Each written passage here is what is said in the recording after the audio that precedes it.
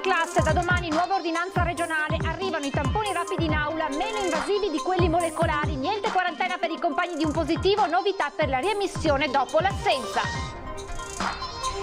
Intanto il Veneto presenta primo in Italia il test rapido antigenico, un cotton fioc passato nelle narici pensato per non traumatizzare i bambini. Da lunedì in azione già nel pronto soccorso, a breve anche nelle scuole. Aumento dei contagi, dalla prossima settimana il ritorno delle videoconferenze tra regioni e capo della Protezione Civile Nazionale per monitorare la situazione. Zaia, mascherine anche all'aperto, per ora no. Allerta rossa per le precipitazioni intense di queste ore, domani il picco, le zone più a rischio sono Pedemontana Trevigiana e la Val Belluna. A Belluno vietato avvicinarsi ai corsi d'acqua. Acqua alta Venezia, confermata dal centro Mare la previsione di 135 cm per domani. Le dighe del Mose si alzeranno per proteggere la città, l'annuncio della prefettura. Calci, sputi e minacce a 2 agricoltori da parte di un gruppo di Rom. Gli aggrediti avevano chiesto loro di spostare un'auto dal loro terreno confinante, la denuncia da Cadoneghe. Percepivano un sostegno economico al reddito attraverso false certificazioni presentate all'INPS. 7 persone scoperte dalle fiamme gialle di Vicenza. Oggi la festa dei nonni, una ricorrenza che assume un significato ancora più particolare in un 2020 che ha visto tanti anziani vittime del Covid. Le famiglie in coro, figure fondamentali per tutti noi. Telespettatori di Antenna 3, buonasera e ben ritrovati con l'edizione regionale dei nostri telegiornali che apriamo dunque con la nuova ordinanza regionale presentata questa mattina dal governatore Zaia e che interviene per la gestione di casi positivi all'interno dell'ambiente scolastico e arrivano importanti novità. Io oggi firmo un'ordinanza. Nell'ordinanza tocchiamo misure di prevenzione connesse alla ripresa delle attività scolastiche in presenza. Un'ordinanza che introduce un protocollo operativo per la gestione di un caso di positività nelle aule scolastiche e che prevede come primo passo la compilazione da parte dei genitori di un modulo di autorizzazione per permettere ai sanitari di effettuare il tampone rapido direttamente in classe. Noi entriamo con il personale qualificato, nel momento in cui c'è un positivo, cosa succede? Succede che si va lì in classe a fare la campagna di test rapidi. Il protocollo prevede nuove linee guida in caso di una positività. Che prevedono che non si va più in isolamento fiduciario di 14 giorni di tutta la classe, ma bensì a tampone negativo si continua ad andare in classe. Le linee guida prevedono una distinzione tra fasce d'età. Per i più piccoli, fino ai 6 anni, in caso di una positività, tutta la classe verrà sottoposta a tampone e messa in quarantena. Dalla seconda elementare in su, invece, verrà fatta una valutazione delle misure di sicurezza adottate dalla scuola e nel caso i compagni di uno studente positivo risultino al tampone tutti negativi, potranno continuare le lezioni in presenza, ma con delle accortezze. Mantengono anche in condizione statica la mascherina, quindi mentre seguono la lezione. 2. Vengono evitate tutte quelle attività che possono essere in comune. Precauzioni che andranno adottate anche al di fuori dell'ambiente scolastico. Nei 14 giorni successivi i genitori dovranno segnalare sintomi sospetti, i ragazzi dovranno misurare la temperatura che dovrà essere poi registrata dall'insegnante. Non potranno frequentare palestre, piscine o feste. Nell'ordinanza si chiarisce poi che il genitore di un bambino contatto di un positivo non dovrà rimanere in quarantena. Altro importante aspetto introdotto dal nuovo provvedimento regionale riguarda la riammissione in classe in caso di assenza di uno studente non sospetto Covid. Abbiamo cercato di togliere dalle scatole tutti questi certificati che giravano, che accompagnavano questi ragazzi per uscire, stare a casa, tornare a scuola. Il soggetto col semplice raffreddore, non accompagnato da febbre, senza vomito, senza diarrea, non ha bisogno di stare a casa, quindi il naso che cola da solo non ha bisogno di stare a casa, o perlomeno se ha bisogno di stare a casa non deve essere considerato un sospetto Covid, quindi rientra a scuola solo con la giustificazione. Abbiamo eliminato il discorso dell'autodichiarazione. L'ordinanza in vigore da domani, con i tempi tecnici necessari però per attuare i vari provvedimenti, prevede anche il coinvolgimento dei medici di base. Diamo gratuitamente I test rapidi a tutti i medici, pediatri di base, medici di base che vogliono far parte della squadra. Misure che arrivano in un momento in cui la curva dell'epidemia torna a salire. Da lunedì iniziano tutte le mattine le riunioni che facevamo durante il Covid del coordinamento nazionale con il dottor Borrelli. E su una eventuale reintroduzione dell'obbligo della mascherina all'aperto, il governatore dice: Non escludo che si possa passare anche a una fase successiva. Ad oggi no. Si è parlato di test rapidi nelle scuole, allora proprio durante questo punto stampa sono stati presentati questi nuovi test rapidi antigenici meno invasivi e pronti per essere utilizzati nelle scuole, pensati proprio per i più piccoli. Non si deve più infilare il campione a livello rinofaringeo, ma è sufficiente andare sulla fossa nasale. Eccolo il nuovo test rapido antigenico presentato per la prima volta dal Veneto, meno invasivo del tampone rapido e con una elevata sensibilità. A testarlo davanti ai giornalisti lo stesso governatore Zaia in modalità di autosomministrazione. Adesso fa così.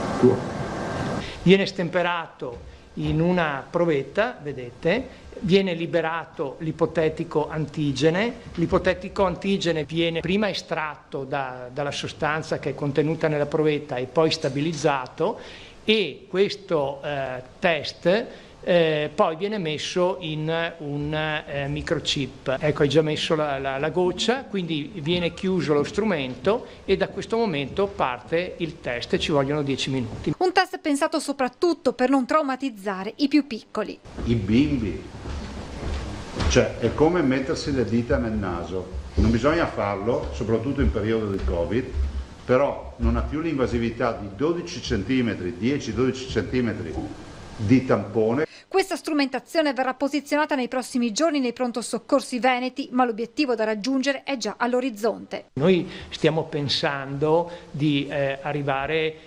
all'autosomministrazione. Quando vengono fatti i test in autosomministrazione ci sia un sistema, un'app che si colleghi con la regione e che quindi vengano rilevate le positività. La Regione intende utilizzare questi test rapidi antigenici nelle scuole di ogni ordine e grado in caso di positività di uno studente, ma al momento nelle classi si partirà con i tamponi rapidi. Partiremo con i test rapidi a Saponetta e man mano che la gara va avanti e verrà giudicata noi passeremo a questi test. E nel frattempo arriva anche il risultato del test. Abbiamo il risultato nel frattempo e fortunatamente il risultato è negativo. E a proposito di test rapidi nelle scuole, abbiamo sentito Andrea Crisanti, il padre del tamponi AVO, che ha spiegato: se si trova un positivo tutti vanno ripassati. È l'uomo dei tamponi, il creatore del modello VO, Andrea Crisanti, che sui tamponi rapidi si dimostra cauto. Non esiste nessuno strumento che è adatto per tutte le situazioni. Allora, prima di dire se vanno bene i tamponi rapidi o vanno bene i tamponi normali, bisogna chiederci qual è l'obiettivo che vogliamo raggiungere. Se l'obiettivo che vogliamo raggiungere è in una determinata situazione circoscrivere, eliminare il focolaio, i tamponi rapidi non sono lo strumento giusto, per una ragione molto semplice: non hanno la sensibilità sufficiente per rastrellare tutti i casi in quella situazione. Se viceversa noi vogliamo sapere se in una comunità, sia essa una caserma, sia essa una comunità di agrichiedenti asilo, sia una scuola, vogliamo capire se c'è trasmissione virale, lo vogliamo sapere subito e non abbiamo la logistica per fare i tamponi, allora facciamo pure i tamponi rapidi. Però rimane chiara una cosa, che se in quella comunità noi troviamo dei positivi dobbiamo ripassarla tutta con tamponi normali, perché se ci sono dei positivi sicuramente qualcuno l'abbiamo mancato.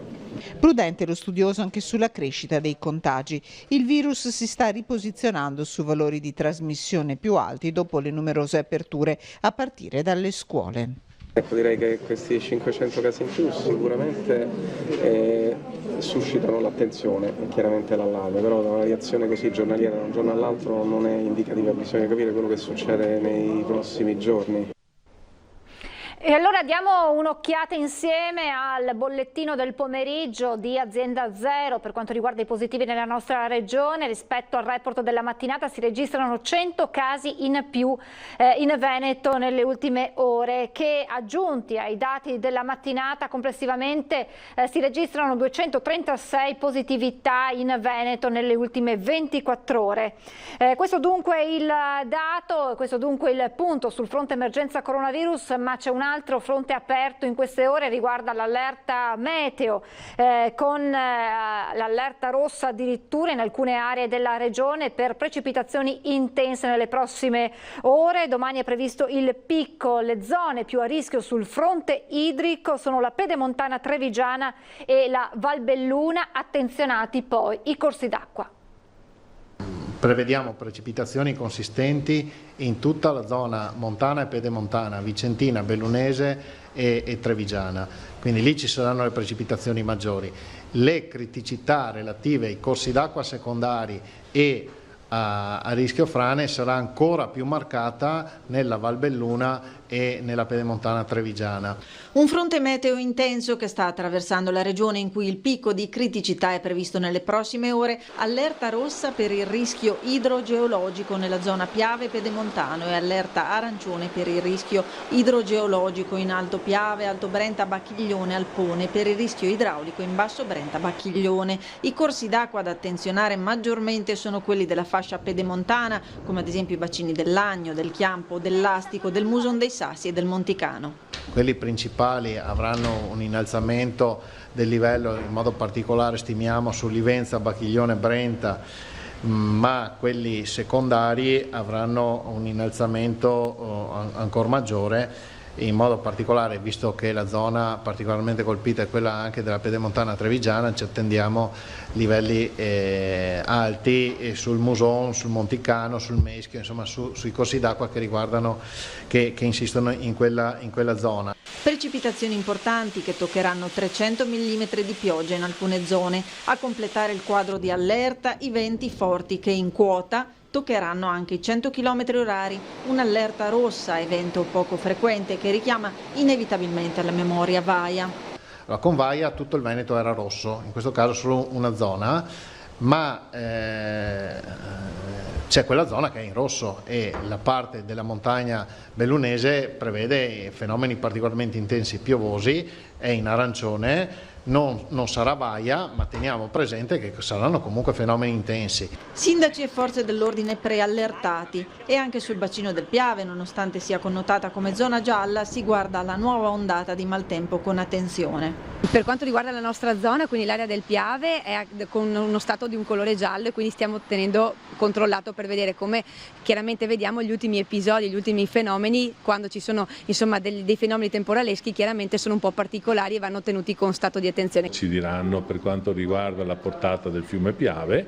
In base a questa comunicazione che ci arriverà, noi allerteremo ufficialmente la cittadinanza. E intanto si attendono i nuovi bollettini, i conti si faranno con i dati della nottata.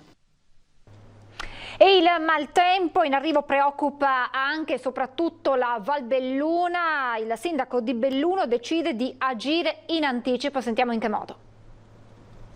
Ho firmato una ordinanza in cui vieto sostanzialmente di avvicinarsi ai corsi d'acqua, sia quelli principali sia quelli secondari, vieto di fermarsi, sostare sotto gli alberi che potrebbero cadere a causa del vento forte, a sostare nelle zone, nei garage sotterranei o in zone che potrebbero facilmente allagarsi, e naturalmente invito a rimuovere lamiere o strutture che potrebbero volare via con il vento, potrebbero arrecare danno diciamo agli altri. Ecco, bisogna prestare credo attenzione in questa fase, speriamo che l'allerta poi sia eccessiva rispetto alla reale portata della situazione, però dobbiamo prestare molta attenzione, adottare dei comportamenti intelligenti e cercare di agevolare eventualmente il lavoro delle forze dell'ordine, dei soccorsi, della protezione civile, che peraltro abbiamo già allertato, stiamo già organizzandoci per monitorare il tutto. Naturalmente in caso di eccessivo innalzamento dell'acqua del fiume Piave dovremo chiudere il Ponte Bailey, via Miari è chiusa come sappiamo per un'altra frana che c'è stata e è possibile che ce ne siano ulteriori a seguito di questi eventi meteorologici, quindi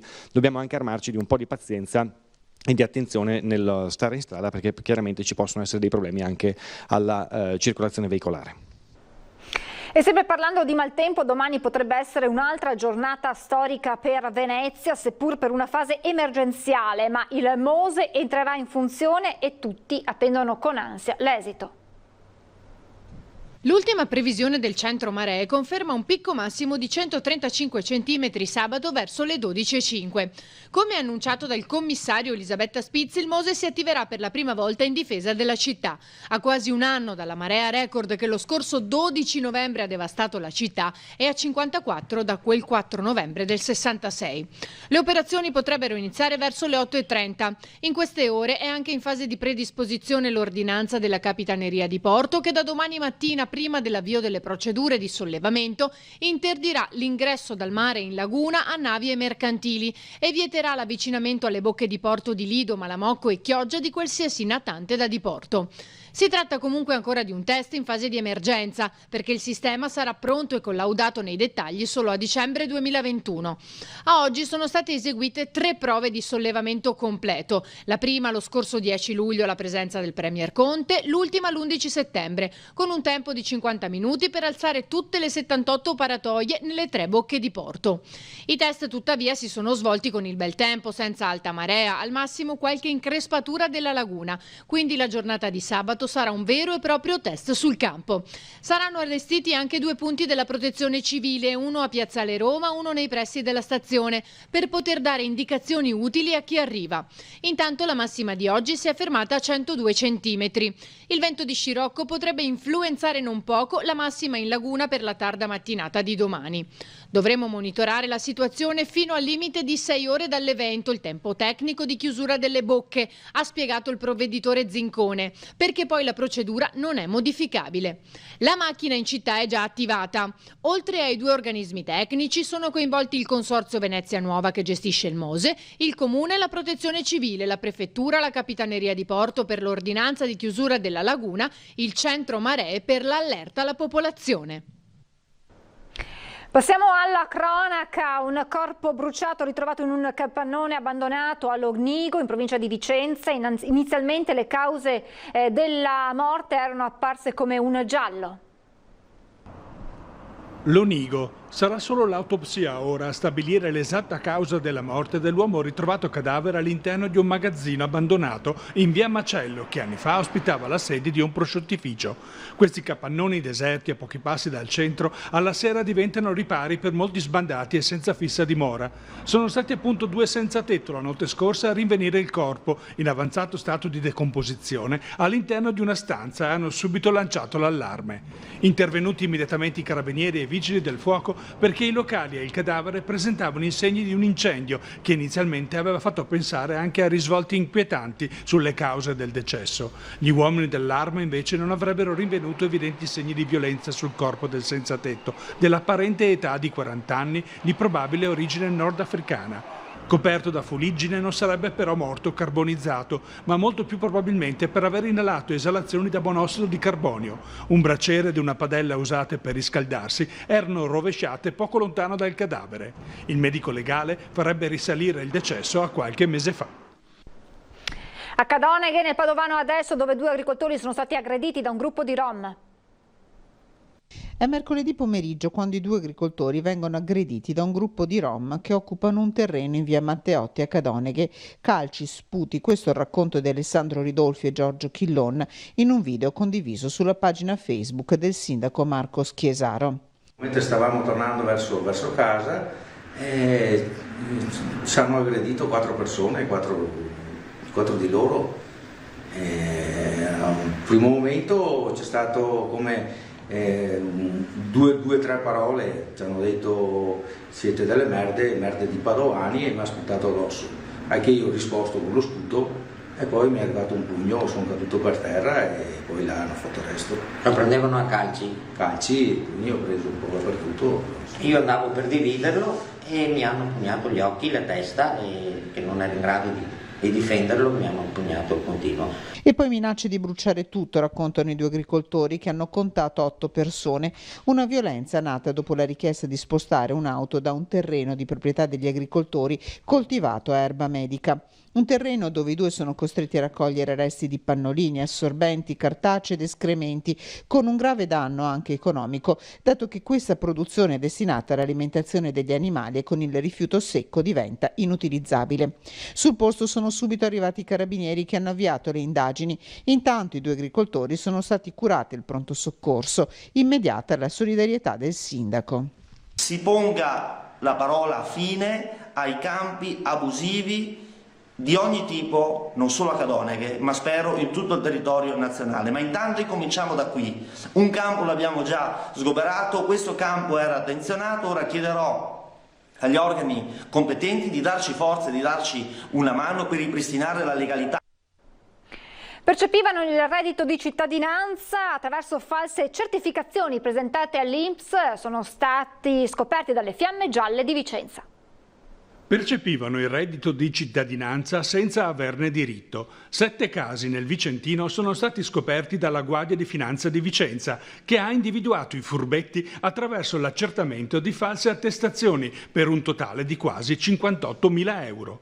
Si trattava di dichiarazioni sostitutive uniche fasulle o mancanti di rilevanti aggiornamenti ai fini della cessazione dell'elargizione. 6 i comuni dove le Fiamme Gialle hanno effettuato i controlli: Vicenza, Grumolo delle Abbadesse, Sossano, Breganze, Roana e Asiago. Qui sull'altipiano sarebbe stata rilevata un'elargizione non dovuta del reddito per 25.000 euro complessivi percepiti da 3 distinti soggetti. A Sossano un bengalese avrebbe continuato ad incassare i contributi per un totale di 7.000 euro nonostante si fosse trasferito all'estero. A Grumolo delle Abbadesse 16.000 euro sarebbero stati incassati dal legale rappresentante di una società SRL operante nel campo delle locazioni immobiliari. 10.000 euro la quota che sarebbe stata percepita irregolarmente da un residente di Breganze. Per tutti è stato disposto l'immediato blocco del reddito di cittadinanza e il recupero del denaro incassato arbitrariamente.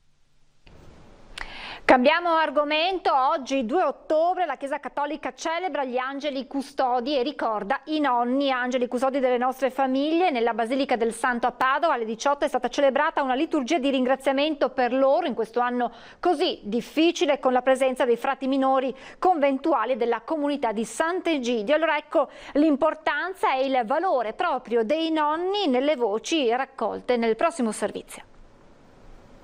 I miei nonni hanno fatto tanto per me, mi portavano in giro, sai, fare tutta la pasta in casa, eccetera, e via dicendo.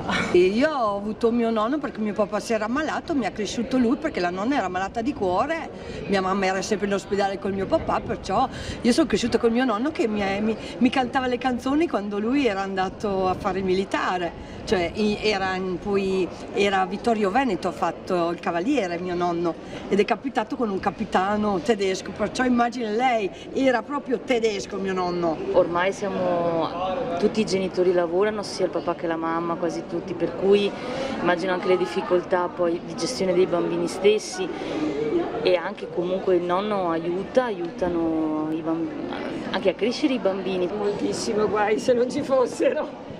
Per i nipotini più che altro, perché ormai tutti lavorano, hanno bisogno. Talvolta possono essere un aiuto, un rifugio per i figli e i nipoti che possono avere delle necessità che al momento non possono affrontare autonomamente, questo sì. Sono una gioia i nipoti. Logico, sì, sono una gioia. Non si hanno le responsabilità che si hanno con i figli. Molto, sia a livello familiare che a livello di valori che comunque portano avanti alle future generazioni. Lei ha un bel ricordo del rapporto con i suoi nonni? Sì, assolutamente, ne ho ancora per fortuna una nonna che saluto. Ciao nonna.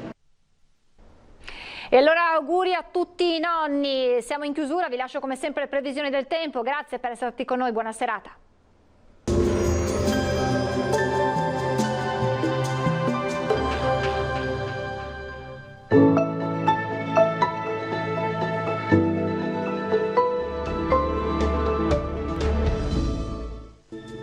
Bentrovati al meteo. Maltempo in intensificazione. Nel corso del weekend una forte perturbazione colpirà il nostro territorio. Nel dettaglio la situazione di sabato 3 ottobre.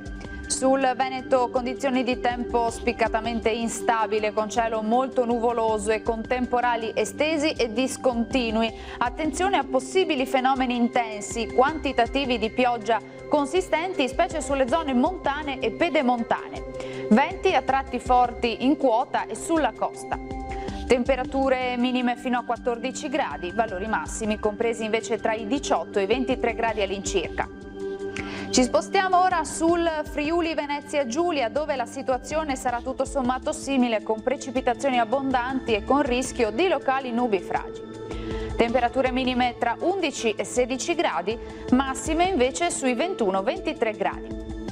Infine uno sguardo al Trentino Alto Adige, dove avremo poche novità, condizioni fortemente perturbate con piogge diffuse.